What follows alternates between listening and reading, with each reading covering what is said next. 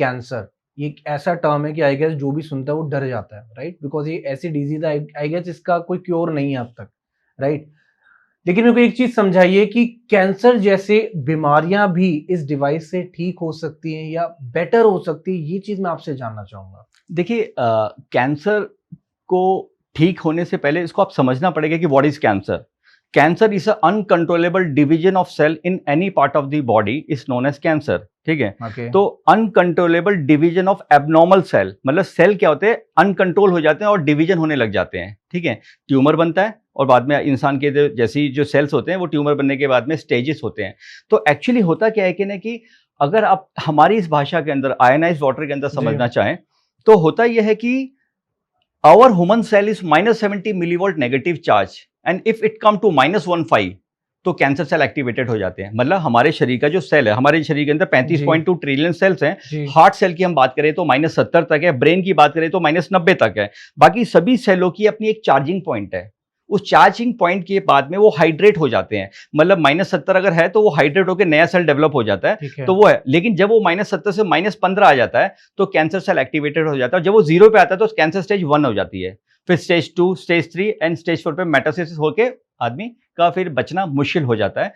लेकिन इस पानी की अगर हम बात करें तो होता क्या है कि अनकंट्रोलेबल डिवीजन ऑफ सेल, तो जो सेल है उस सेल के आउटर लेयर पे जो इलेक्ट्रॉन थी, ठीक है, तो वहां पे क्या है कि ये पानी पेनिट्रेट होता है, क्योंकि जब आप पानी पीते हो तो पानी पेट में जाता है, ड्यूडिनम कहते हैं छोटी आंत का पहला हिस्सा, और ये आपके ब्लड में एब्जॉर्ब होता है। और ब्लड क्या है कि पंप हो रहा है, जब से हमने जन्म लिया है तो सर्कुलेशन से क्या है कि हमारे उस सेल तक भी पहुंचता है जहां पे अनकंट्रोलेबल डिवीजन हो रहा था, ये उसको रोकता है। और बाकी अगर आपने कीमोथेरेपी सुना है, सर नाम सुना बट इसके यूज नहीं पता मेरे नहीं, कैंसर के ऊपर ही कीमोथेरेपी। हाँ जी, ठीक है। हाँ, तो कैंसर में क्या होता है कि कीमोथेरेपी भी क्या एल्कलाइजेशन का एक लाइन ऑफ ट्रीटमेंट है। और उसमें क्या होता है कि वो क्या करता है कि उस सेल्स को जो रोकने की कोशिश करता है कि जो बहुत जल्दी से डेवलप हो रहे होते हैं। तो कीमोथेरेपी में क्या होता है कि लोगों के बाल उड़ जाते हैं। मतलब वो क्यों हो जाता है, क्योंकि फॉलिकल सेल बहुत जल्दी डेवलप हो रहे होते हैं। तो यहाँ पे क्या होता है कि कीमोथेरेपी क्या करती है, उस सेल जो कैंसर सेल था उसको खत्म करने के चक्कर में वो आपके बालों को भी फिनिश कर देती है। तो यहाँ पे क्या है कि हमारा जो ये पानी होता है, तो हम ये कहते हैं कि the survival ratio of cancer in a chemotherapy is only 2%, but in our water only stage 1 and 2 is exactly 100%, जिसके साथ में आपको कुछ चीजें करनी होंगी, जस्ट लाइक आपको नंगे पैर जमीन पे चलना होगा।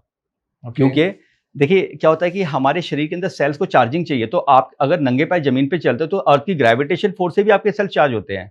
आपको टूथपेस्ट छोड़ना होगा, क्योंकि आज अगर हम बात करें इंडिया की, तो इंडिया के अंदर जो नंबर 1 कैंसर्स जो हो रहे हैं ना, उसके पीछे रीजन है क्रीम, जो मुंह पे क्रीम लगाते हैं हाथों में।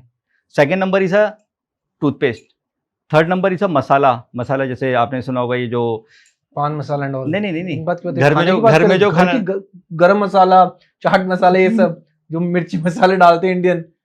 सर अभी आप अगर सर्च करेंगे ना तो मोस्ट ऑफ दी जो मसाले की कंपनी बैन्स हुई हैं। इवन इंडिया के जो बड़े बड़े बैनर्स हैं, मैं नाम नहीं लूँगा, वो फ्लाइटों में भी देखे होंगे, और ना मलेशिया सिंगापुर में बैन कर दिए गए। उन्होंने इसके अंदर कार्सिनोजेनिक चीज़ें पाई हैं। और अगर हम बात करें रेगुलेटरी बॉडी की, यूएस में तो काम करती हैं बट इंडिया में नहीं काम करती। इंडिया के अंदर कई सारी जो भी ऑइंटमेंट्स, क्रीम जितनी भी हैं, ये सभी की सभी क्या है ना कि इफेक्ट कर रही है। और इसके ऊपर WHO रिपोर्ट दे रहा है, वो कह रहा है कि ना कि अगर आप कैंसर के बारे में जानना चाहते हैं ना, कि अभी आपने देखा कि यूएस जो है ना, यूएस के अंदर क्या है कि कैंसर रेट कितना है, जो कैंसर रेट है हर 4 में से 1 को कैंसर है। लेकिन क्या होता है कि वहाँ पे जो कैंसर रिस्क जो होते हैं ना, वो 42% अबव है।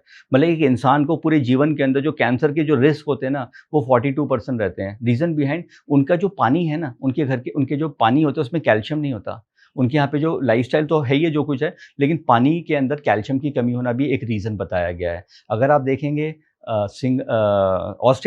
ऑस्ट्रेलिया के अंदर क्या है कि सबसे हाईएस्ट कैंसर्स वहाँ पे मेलानोमा कैंसर है, क्योंकि वहाँ पे सूर्य की किरणें ऐसे पड़ती हैं कि कैंसर्स वहाँ पे डेवलप हो रहे हैं। तो मैं अगर हम दिल्ली की बात करें, जी ठीक है, देखिए क्या होता है कि ना कि AQI होती है ना, एयर क्वालिटी इंडेक्स, राइट। वो क्या है कि आज जिस कदर बढ़ रहा है, तो पटाखे बैन कर दिए, इवन आउट कर दिया, और भी कई सारी प्रैक्टिसेस की जा रही हैं। बट एक्चुअली होता क्या है कि ना कि अगर ये इसी तरीके से बढ़ता रहा तो लंग इन्फेक्शंस की अगर आप देखेंगे, और एन नंबर ऑफ क्या है कि ना कि लाइफस्टाइल डिसऑर्डर दिल्ली के अंदर बहुत तेजी से बढ़ रहे हैं। Reason behind just because of हवा और पानी।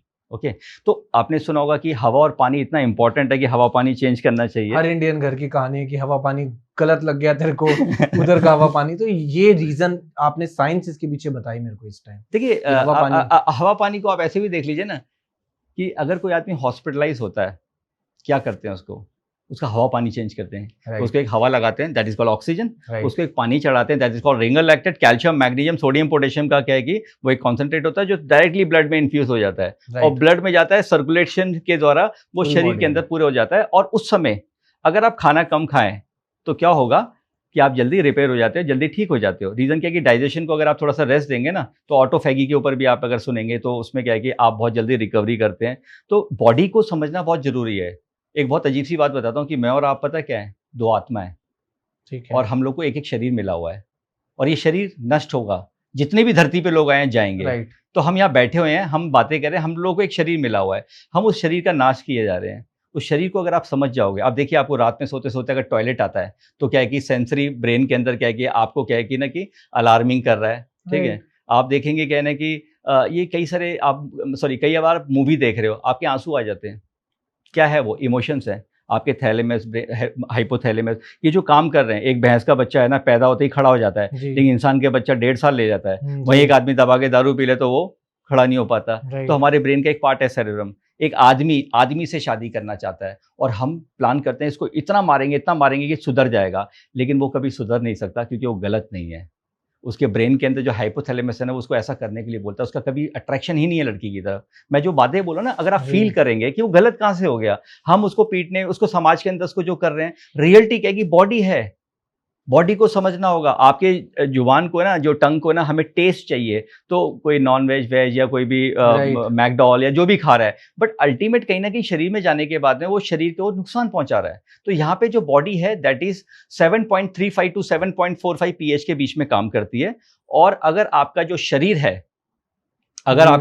है, वो न्यूट्रलाइज कर लेता है सारे एसिड को, तो आप हेल्दी रहते हो। तो उसके लिए जो एल्कलाइन आयनाइज्ड वाटर जो होता है, ये इलेक्ट्रोलाइट रिड्यूस वाटर कहलाता है, जो आपके शरीर के अंदर क्या है कि सेल को पेनिट्रेट करके हाइड्रेट करता है और आपके शरीर के अंदर जो एसिड एनवायरनमेंट होता है या एसिड जो बन रहा होता है, ये इसको न्यूट्रलाइज में काम हेल्प करता है आपको।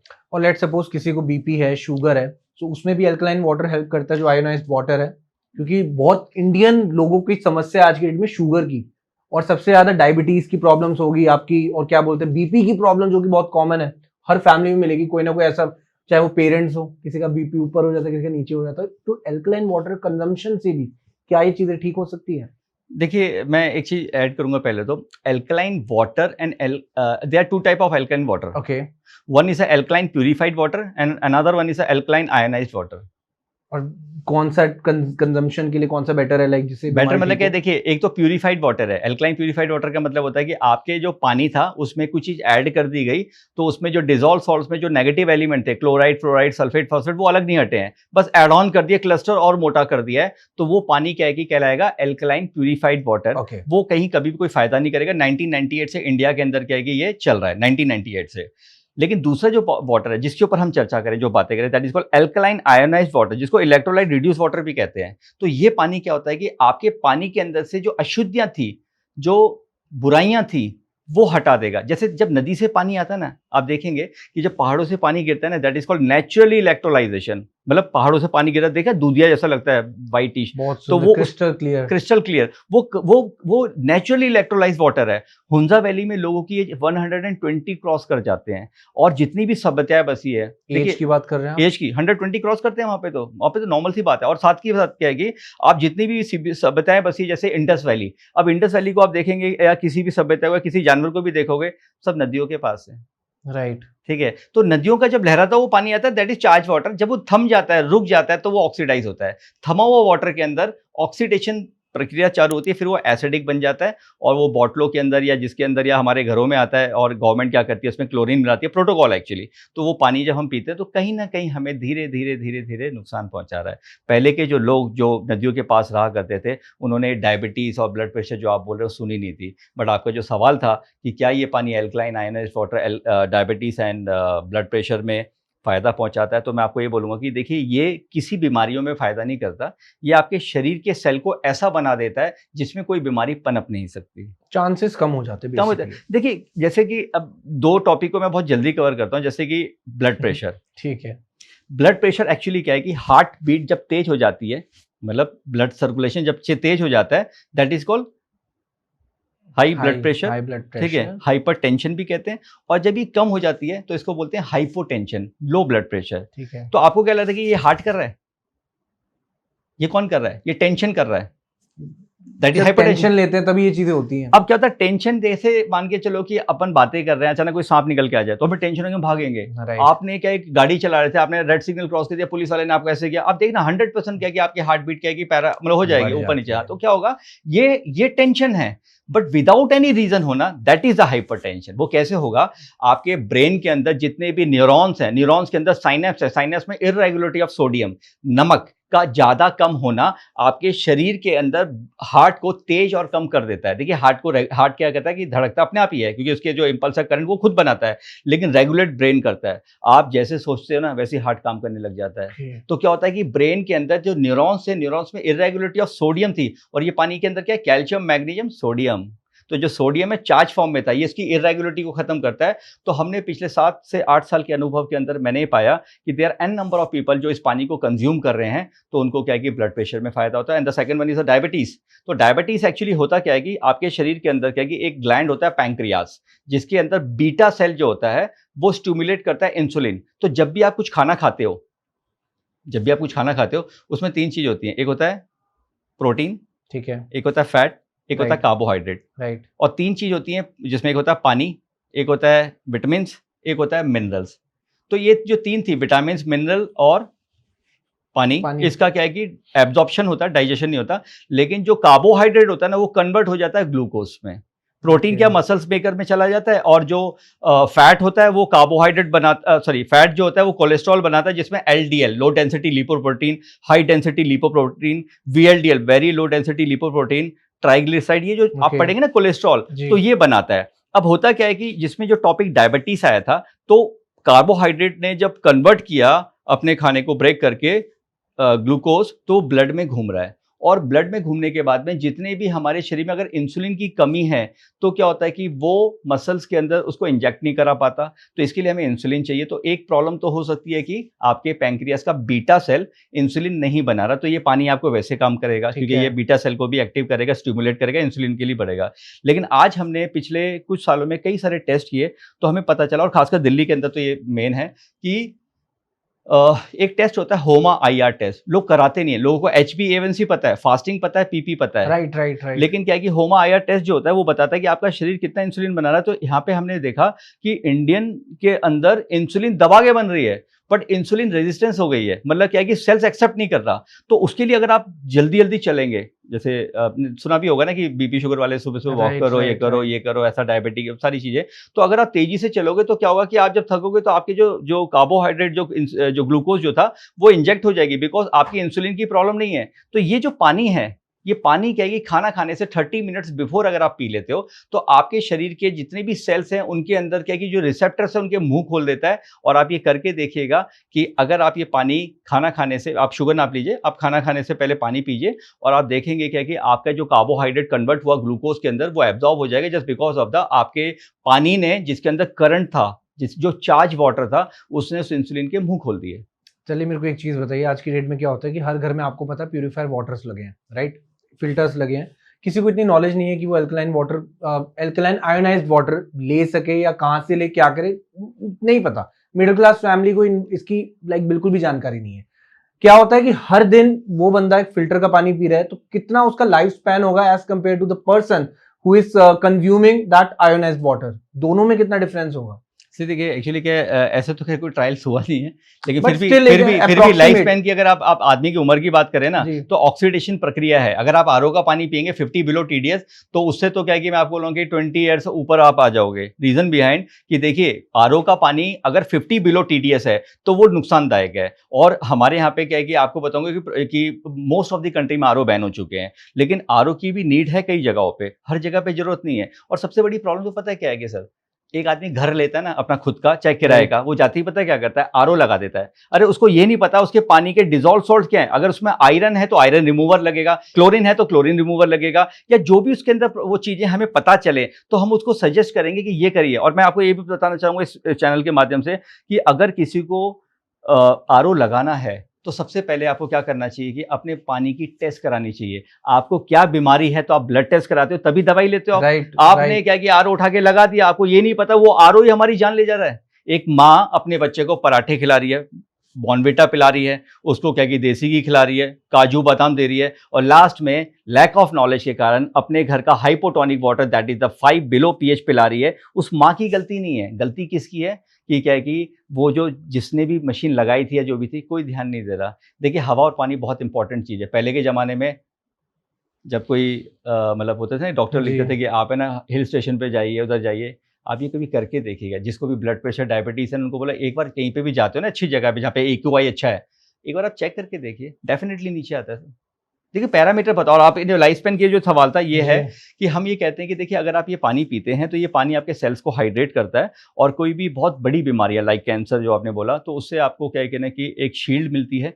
दूसरी बात ये है कि ये पानी आपको हाइड्रेट रखता है, और क्या है कि कई ऐसी सबसे बड़ी बात है कि ये ब्रेन के अंदर क्या है कि आपकी ग्रास्पिंग पावर को बढ़ाता है, आपको याददाश्त अच्छी होती है। लेकिन इसके साथ में सर एक चीज़ बहुत बड़ी बात है कि ये पानी के कुछ नेगेटिव इफेक्ट भी हैं।